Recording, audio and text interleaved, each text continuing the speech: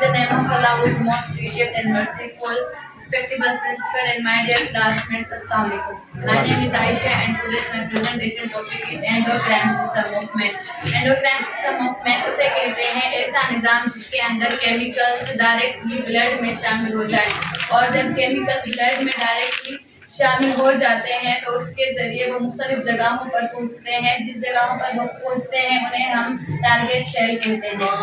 Endocrine system of man में glands, कुछ किस्म के ग्लैंड्स आ जाते हैं। एक है पिट्यूटरी ग्लैंड, दूसरा है थायराइड ग्लैंड, और बहुत सारे ग्लैंड्स भी आ जाते हैं। सेल्स के बाहर जो फ्लूइड, उसके अंदर जो हार्मोन केमिकल्स को रिलीज करते हैं वो एक्स्ट्रा सेलुलर ग्लैंड्स में जाएंगे, उसके बाद ब्लड में जाएंगे।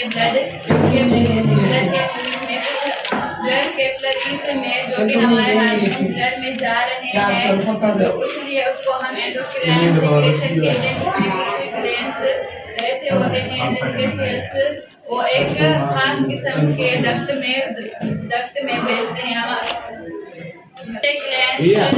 ऐसे ग्लैंड्स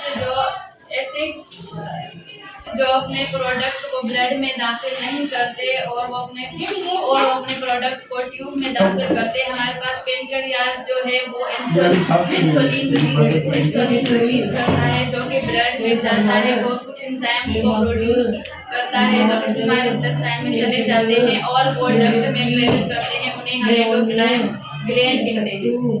इसके बारे में मैं आपको बताऊंगी। Hypothalamus is a part of brain. Hypothalamus जो है दिमाग का एक हिस्सा है जो कि फोर ब्रेन में होता है। हाइपोथैलेमस के साथ पिट्यूटरी ग्लैंड होता है। हाइपोथैलेमस के अंदर जो सेल होते हैं वो एक क्लस्टर में मौजूद होते हैं।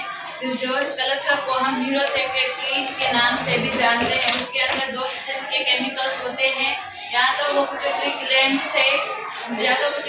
से निकलेंगे या वो ऐसे हार्मोन्स को रिलीज करता है जो कि पिट्यूटरी ग्लैंड को ही कंट्रोल करता है। उसमें दो किस्म के केमिकल्स आ जाते हैं। तो एक को हम कहते हैं रिलीजिंग हार्मोन, दूसरे को हम कहते हैं इनहिबिटरी हार्मोन।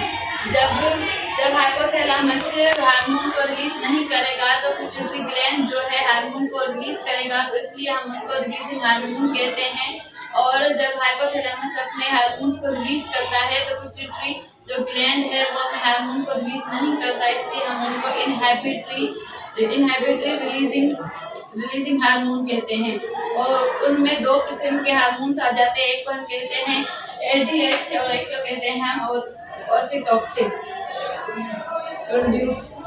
ग्लैंड को हम हाइपोफिजिस के नाम से भी जानते हैं। वो एक मटर के दाने की शेप जितना होता है, उसमें दो हिस्से होते हैं।